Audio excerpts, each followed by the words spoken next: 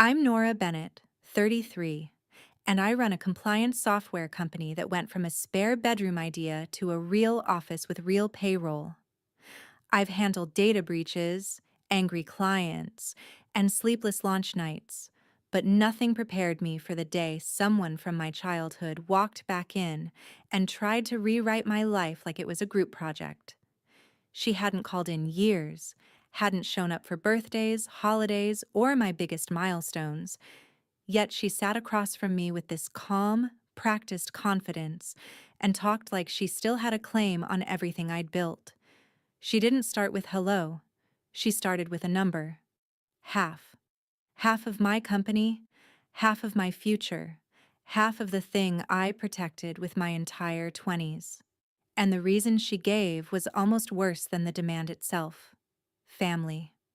Like that single word could erase silence, excuses, and all the times I learned to succeed without anyone clapping for me. When I didn't immediately fold, my mother took her side, the way she always did, and told me my sister was smarter than me, and I should be grateful she was even willing to help. I remember feeling my jaw tighten, not from fear, but from clarity. I didn't argue. I didn't raise my voice. I just smiled and said I needed time to think. Then I went home and did what I've always done when something feels off. I ran the numbers. I checked names. I pulled records. I looked for patterns the way I look for bugs in code. And the more I dug, the more I realized this wasn't a reunion. It was a plan. 1 week later, I invited them into my company's boardroom for what they thought would be their victory lap. I had counsel waiting, I had folders on the table, and I had one question that was about to change the way my family spoke to me forever. If you've ever been told to sacrifice your peace because someone shares your blood, you're going to want to hear what happened next. Before we get into it, hit follow so you don't miss stories like this. Because the truth is, the people who demand the most from you are often the ones who gave you the least. Growing up, I used to think every family had an unspoken ranking system, like maybe all kids felt it and I was just being sensitive.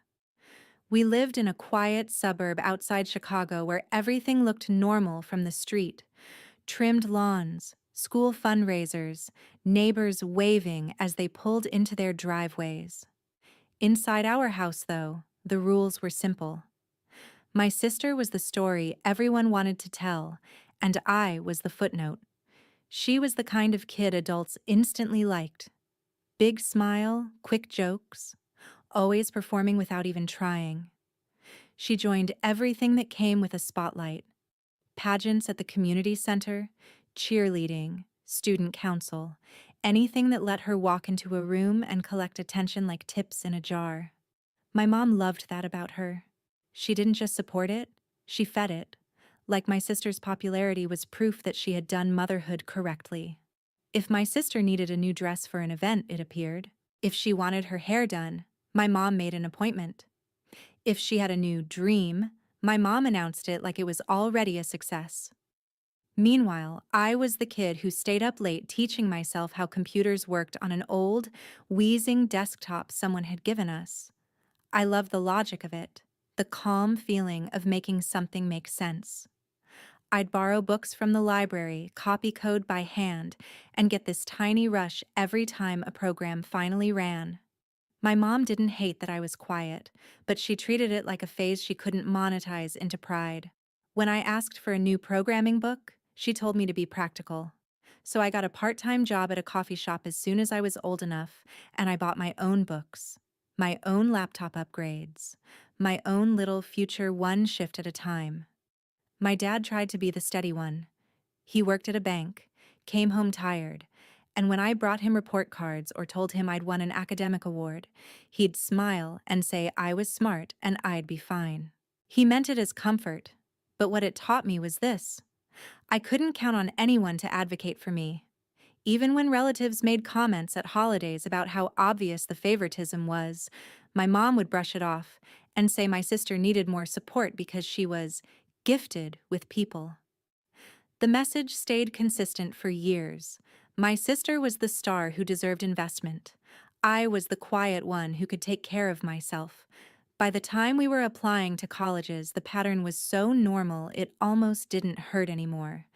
Until I got into Stanford on a full academic scholarship, and my mother's first reaction wasn't pride. It was worry that my success would make my sister look smaller. She told me gently, like she was giving advice, that maybe I should choose somewhere closer to home, somewhere less intense, somewhere that wouldn't create distance between the family. I remember nodding, pretending to consider it, while something inside me hardened into a promise.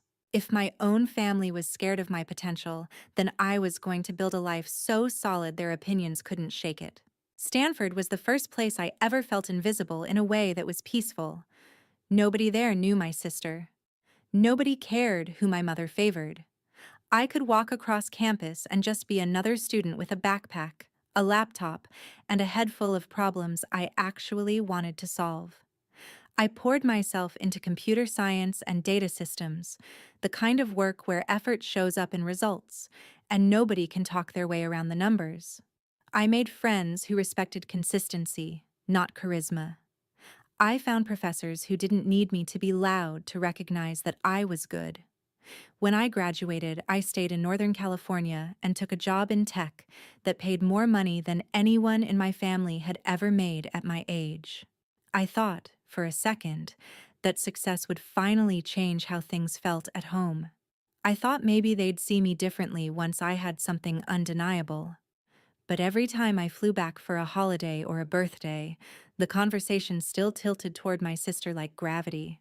My mom asked about her social life, her network, the way she could walk into any room and win people over. My sister bounced between marketing jobs and big plans, always one new opportunity away from becoming the person my mom swore she already was. If I mentioned a promotion, my mom would smile and say, "That's nice, honey," and then immediately ask if I'd seen my sister's new photos. If I talked about a project I led, my sister would interrupt with a story about how she almost landed a huge client, but the company just didn't appreciate her. I learned to keep my wins small when I came home, not because I was ashamed, but because sharing them felt like feeding a machine that never produced warmth.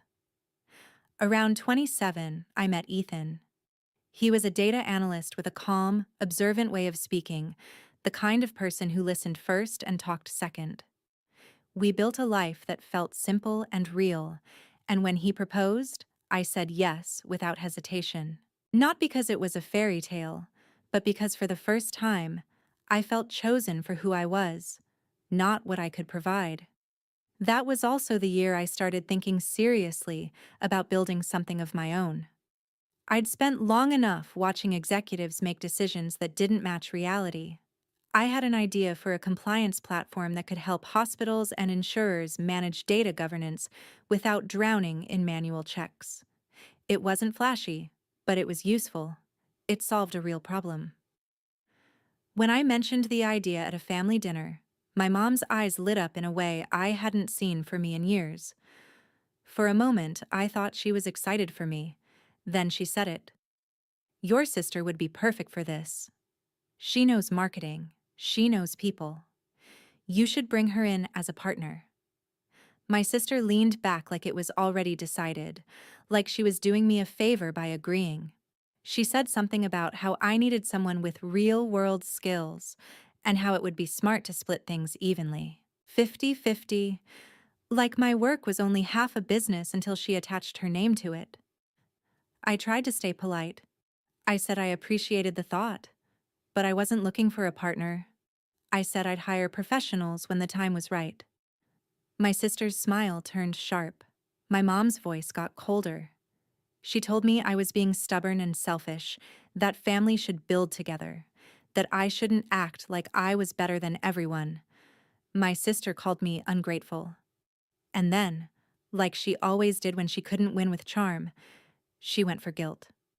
She said I didn't care about the family. She said Ethan was turning me into someone who thought she was too good for her own blood. The room got loud. My dad stared at his plate. Ethan squeezed my hand under the table, but I could feel my pulse pounding in my ears. That night, after we left, my phone lit up with messages from my mother that weren't about understanding. They were about obedience. I stared at the screen and realized something I didn't want to admit. They didn't want me to succeed. They wanted access to my success. So I did what I'd never done before. I stepped back. I stopped calling. I stopped trying to earn approval that was designed to stay out of reach. And when Ethan and I moved to Denver for my next role, I didn't tell them until the boxes were already unpacked. Denver gave me distance, and distance gave me momentum. I took what I'd learned in tech, the mistakes I watched other people make, the gaps I kept seeing in compliance and data governance, and I built my own solution the way I always had, quietly, carefully, and with a plan. Clear Ledger compliance started small, just me, Ethan, and a couple contractors who believed in the product. I didn't launch with a flashy party or a press release. I launched with contracts. One client became 3. 3 became 10. I hired engineers, then support, then sales, then compliance specialists who could translate regulations into product requirements without guessing. Within a few years, we weren't surviving, we were scaling. Real office, real benefits, real payroll deposits hitting real people's bank accounts on Fridays. The number that used to feel impossible started showing up on statements like it belonged there. Millions in revenue, steady growth, and a reputation that mattered in a niche most people didn't even understand. I didn't post it online. I didn't brag. I just kept building. That was the life I wanted. A life no one could take credit for, and no one could threaten. For a while, my family stayed in the background, exactly where I needed them. We'd exchange polite holiday texts. My mother would send the occasional guilt-laced message about how I was drifting away, and I'd respond with something neutral. My sister stayed mostly silent, which should have been a relief, but it always felt like the quiet before weather. Then my dad got sick. Lung cancer. The kind that doesn't care about your plans or your timing. By the time I flew back to Illinois, the house felt smaller, like grief was already taking up space in every room. My dad tried to be strong for us. He made jokes. He told me he was proud, not in a dramatic speech, but in that soft, tired way that made it feel real. My sister showed up late to appointments and loud to conversations, acting like she was holding the family together while everyone else fell apart. My mother clung to her, almost desperately, like my sister's confidence could keep death out of the room.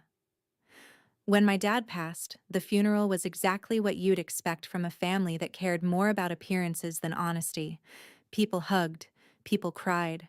My mother played the grieving widow. My sister accepted sympathy like it was a role she'd rehearsed. I stood beside the casket and felt this hollow stillness I can't fully describe. After the service, while everyone gathered in the church hall, my sister cornered me near the coffee station and said, with a smile that didn't reach her eyes, that I was lucky. Lucky that my life was easy now. Lucky that I had a company to distract me. Lucky that I could just fly in and fly out like grief was something you could schedule. I didn't respond. I just looked at her and realized she was already measuring what my father's death could do for her. After I returned to Denver, I told myself that chapter was closed. I focused on work. I focused on keeping my employees safe and my clients happy. Months passed. Then one evening, my phone rang and it was my mother. Her voice was strangely gentle, the kind of gentle that always meant she wanted something. She said she'd found something of my dad's, a message, a letter. She said he'd written about how he wished his daughters would stop being distant and build something together, like a legacy. She didn't say it like a memory. She said it like a lever. Before I could even ask questions, she added that my sister had been thinking a lot about the family, about the future, about how we could be stronger if we worked as one. I should have ended the call right there. I should have told her no and hung up. But grief makes you vulnerable in ways you don't see coming. I missed my dad. I wanted to believe there was a version of my family that could be better. So when my mother suggested we meet in Denver to talk, I said yes. 2 days later, I got a text from a number I didn't have saved. It was my sister. Just one line at first, like we were old friends. Miss you. We should finally do this right. And then, right after that, the real message arrived. She wanted half. 50% of Clear Ledger. Because we're family. I didn't answer my sister's message right away. I read it twice. Then I set my phone down like it was something hot. The next morning, I went to the office early. Not because I felt emotional, but because I felt alert. There's a difference. In my world, when something looks too simple, it's usually because someone is hiding the complicated part. 50% wasn't a request, it was a takeover dressed up as reconciliation. I knew if I reacted like a daughter, I'd lose like a daughter. So I forced myself to react like a founder. I replied with one sentence that sounded cooperative and harmless. I said I needed a week to think, and I wanted to review everything properly. She responded almost instantly, like she'd been waiting with her finger hovering over the screen.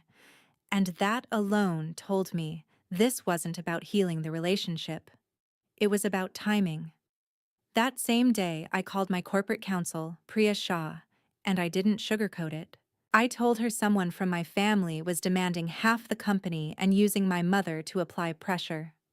Priya didn't laugh, didn't gasp, didn't judge. She just asked the kind of questions that made my chest loosen because they were practical. Who has access to your cap table? Who knows your client list? Who can contact your employees? Have you shared any internal documents? Have you promised anything in writing? Have you let them think they have authority? Then she said something that shifted the whole situation into focus. People don't come asking for half unless they believe they can force you to hand it over quietly. We started by locking down what mattered. Priya reviewed our shareholder structure, our bylaws, our IP assignments, and every place a manipulator might try to claim entitlement. She told me not to negotiate over text and not to say anything that could sound like an offer. No casual lines like "I'll bring you in" or "we can split things" or "let's partner." One sloppy message could become the seed of a lawsuit designed to drain me into settling. That was the part most people don't understand. You don't need a strong case to make someone miserable. You just need a loud enough threat. While Priya tightened the legal side, I focused on the human side. My sister had suddenly started talking like an executive, and I knew that voice wasn't coming from her. 2 days later, she showed up in Denver, not alone. I didn't use names in my head yet. I just noticed the details. The new boyfriend in the background of her photos, the perfectly timed check-ins, the way she suddenly used phrases like valuation and equity and leverage like she'd been rehearsing. I told her we could meet for coffee, but only in public. Only for 30 minutes. And I didn't bring Ethan because I didn't want them testing him. She arrived dressed like she was pitching investors, and the guy with her shook my hand too firmly, smiled too smoothly, and spoke too much for someone who wasn't invited. He called himself Caleb, said he helped companies scale, and then he started complimenting my sister in a way that felt performative, like he was building a stage for her to stand on. He said she had the vision and I had the technical talent, and together we could be unstoppable. Then, without even blinking, my sister repeated the demand. 50%, because we're family. I kept my face neutral and said I'd review her proposal with my team. Caleb leaned in and said something quiet that made my stomach drop. He said it would be a shame if this turned into something public, like he was already imagining contacting my clients, my employees, my board. I smiled, said thank you for coming, and left. That night, I hired a private investigator, Marcus Reed, the kind of professional Priya actually respected. Marcus didn't promise drama. He promised receipts. Within 48 hours, he sent me a summary that made everything click. Caleb Mercer wasn't his real name. The real name was Grant Holloway, and there was a trail behind him. Failed startups, angry partners, small claims judgments, a pattern of consulting gigs that ended with money missing and accusations flying. Marcus also found something worse. Grant had been involved in a prior dispute where he pressured a founder by threatening to contact clients and expose private information unless he got paid to go away.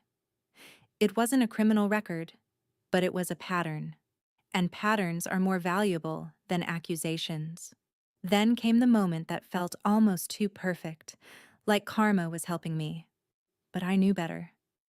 My sister forwarded me a document she thought was harmless, a so-called partnership outline, and she didn't realize the file included revision notes and a comment thread. In the margins, Grant had written the strategy in plain language: pressure the family angle, push for 50. If she refuses, threaten reputation, mention clients, force settlement. My hands didn't shake. I just felt cold and calm. Priya told me to save everything, export it properly, and stop speaking to them except through controlled channels. I did exactly that. I didn't confront them right away. I waited. Because the most satisfying revenge isn't loud at the beginning. It's quiet until the moment you choose to end it. A week later, I emailed my sister and invited her to Clear Ledger for a decision meeting. I kept the tone warm, professional, almost cooperative, because I wanted her to walk in confident. Priya, my corporate counsel, was already in the boardroom when they arrived. My sister came dressed like an executive. Her boyfriend followed right behind her, still calling himself Caleb, still smiling like he owned the air in the room. They sat down and immediately started talking about 50%, like it was a starting point, not a theft. I let them speak. Then I began asking calm, simple questions, the kind that sound harmless until you realize they have nowhere to hide. What role are you taking? What exactly are you accountable for? Which clients are you bringing? What experience do you have running audits, procurement, compliance reviews? My sister floated through vague answers. Caleb tried to rescue her with buzzwords and pressure, hinting that this could get messy if I didn't play along. Then I looked at him and said, "For the paperwork, what's your full legal name?" He didn't blink. "Caleb Mercer?" I nodded, then slid a single page across the table. "Grant Holloway." His face changed so fast my sister turned to him like she'd never seen him before. I didn't raise my voice. I slid the next page. The partnership outline my sister forwarded me, with the comment thread still attached. Pressure the family angle. Push for 50. If she refuses, threaten reputation. Mention clients. Force settlement. My sister's confidence collapsed into confusion. Grant tried to talk his way out, said it was taken out of context, then made the mistake of repeating the threat right in front of counsel. Priya didn't even react. She just placed a document in front of them. Agreement and release. No equity claim, no contact, no disparagement. A signed admission they had zero authority over my company. I told them they could sign and leave quietly, or refuse, and deal with a legal fight backed by every receipt they'd handed me. My sister stared at the papers, then at Grant, and for the first time she couldn't charm her way to a win. She signed. Grant signed. Then I slid my phone across the table and said, "Call Mom on speaker and tell her the truth." When my mother answered, my sister's voice shook as she admitted she was broke, that the family legacy story was a setup, and that she came for my company because Grant promised it would be easy. On the speaker, my mother went silent. And in that silence, I could hear something I'd waited my whole life for. Reality finally catching up to the story she'd been telling herself. The moment the call ended, the room felt different, like someone had finally opened a window after years of stale air. My sister stayed seated, staring at the paperwork with her hands flat on the table, as if touching it could undo what she'd done. Grant was the first one to move. He pushed his chair back too fast, tried to laugh it off, tried to act offended, like he was the real victim of some misunderstanding. But his voice kept catching, because he knew the truth. He'd walked into my company believing he could bully me into a settlement, and he'd walked out with his real name on record and a signed agreement that shut every door he was planning to use. Priya stood and calmly reminded him that the agreement and release wasn't a suggestion. It was enforceable. No contacting my clients, no contacting my employees, no mentioning my company online, no telling his side to anyone who could cause reputational harm. One violation and we would seek an injunction and damages. Grant's face went tight, and he stopped arguing. He left without saying goodbye, without looking at me, without that smug smile he'd been wearing all week. My sister didn't follow right away. She sat there quietly, and for the first time I could see her without the spotlight my mother always put on her. She looked small, not because I'd defeated her, but because she had run out of stories to hide behind. I didn't gloat. I didn't throw a speech in her face. I just said, evenly, "You're not getting a piece of my life because you share my last name." Then I stood up and ended the meeting the way I'd end any other meeting that had gone off track. "We're done here." My sister finally stood, eyes glossy, and walked out like she didn't know where she belonged anymore. That afternoon, my mother called me back. Not to yell, not to lecture. Her voice was shaky, confused, and for once, honest. She asked me if what my sister said was true, if this had really been a setup. I said yes. I told her I had evidence, and I told her I wasn't going to argue about it, because for once the truth didn't need my permission to exist. My mother went quiet, and then she asked the question I'd heard my whole life, except this time, it sounded different. She asked, "Why would she do this?" I answered, "Because you taught her that my boundaries are negotiable." There was silence again, but it wasn't the old silence where my dad stared at his plate. It was the silence of someone realizing they can't blame the wrong person anymore. My mother didn't apologize immediately. She defended herself a little, said she only wanted the family close, said she didn't mean for it to go this far. I didn't let her drift into excuses. I told her closeness without respect isn't closeness, it's control. I told her if she wanted to be in my life, it would be on new terms.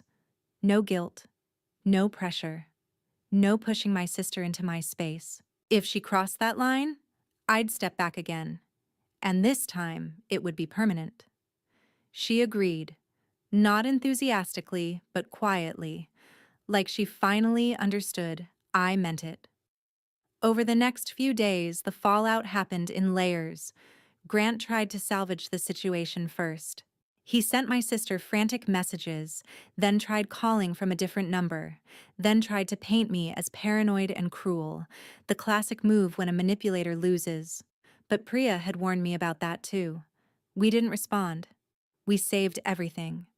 And because we now had his real identity, Marcus pulled another round of public records that made the consequences unavoidable. One of Grant's old disputes had never fully died. He'd been skirting accountability by changing names and jumping from state to state. This time, he'd stepped into a room where people knew how to document and escalate. Within 2 weeks, Marcus told me a former partner had reopened a civil case after learning Grant was operating again. A demand letter followed, then another. Grant didn't get a cinematic punishment. He got something more realistic, and honestly, more satisfying. He got exposure. He got watched. He got labeled. The kind of person who survives on fresh starts can't survive when the past keeps introducing itself first.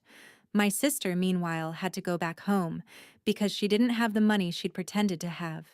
She moved into my mother's house, and that alone was a consequence she didn't know how to handle.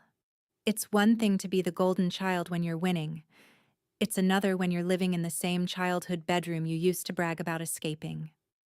At first, my mother tried to revert to the old script. tried to soothe her, tried to blame stress, grief, bad influences. But my sister had already admitted the plan out loud. She couldn't unsay it. And my mother couldn't unhear it. For once, the favoritism had nowhere to hide. My sister's phone calls to me started the way you'd expect. She didn't begin with, "I'm sorry." She began with soft bargaining. She said she was under pressure. She said she didn't mean it like that. She said she wasn't thinking. I listened, and then I told her something she wasn't used to hearing from me. Intent doesn't erase impact. You didn't just disrespect me. You tried to take my livelihood. You tried to involve Mom. You tried to weaponize Dad's memory.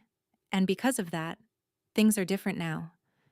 I told her I wasn't going to punish her forever, but I also wasn't going to reward her with closeness she hadn't earned. If she wanted a relationship, it would be slow, it would be consistent, and it would start with accountability. Not tears, not excuses. Accountability. The biggest change came a month later during a Sunday call with my mother. She sounded older than I remembered, like guilt can physically weigh on a person. She didn't ask about my sister's dreams. She asked about my work, my health, my life, and then she said, "I keep thinking about all the times I made you feel like you were alone." I didn't jump to comfort her. I let her sit with it. Because growth sometimes requires discomfort. She told me she'd been proud of my sister's attention and popularity because it felt like validation, and she'd assumed I didn't need the same kind of care because I was capable. Then she said, quietly, that she realized she had been wrong. She said she was sorry, not just for that week in Denver, but for years. That apology didn't fix everything overnight, but it did something important. It changed the direction of the story. It was the first time she acknowledged that being capable doesn't mean you deserve less love. As for me, I chose an ending that felt true to who I am. I didn't let this make me reckless or bitter. I tightened my security, locked down internal access, updated company policies about unsolicited visitors, and trained my team to route any family inquiries straight to legal. I protected what I built. And I also did one small thing that surprised even Ethan when I told him. I sent my sister a short email with a list of entry-level openings near our hometown, basic roles at small agencies and local businesses. No introductions, no special treatment, just opportunities. I wrote one line above the list. If you want a different life, start building one. She didn't respond right away. When she finally did, her message was short and plain, with none of the old arrogance. She said, "I understand. I'm sorry. I don't know if she'll change for real. That part isn't something I can control, and it isn't my job to manage anymore. What I can control is the boundary, the standard, and the lesson. Here it is. Family is not a business contract. Blood is not a blank check. Love that demands your sacrifice isn't love, it's entitlement. If someone truly wants to be in your life, they will respect the life you built, not try to claim it. And if you've ever had someone call you selfish for protecting your peace, remember this. Setting boundaries isn't cruelty, it's self-respect. So tell me, if you were in my position, would you keep the door completely closed after a betrayal like that? Or would you allow one narrow path back, with strict boundaries and real accountability? I want to know what you would do. Our team at Revenge Argon works hard to create compelling, meaningful scripts that entertain while sharing positive lessons. This story is purely fictional, made to deliver educational takeaways and thoughtful messages for our viewers. Thank you so much for listening to this story. If you enjoyed it, please follow the channel. Your support truly motivates us to create even higher quality, more exciting videos for you.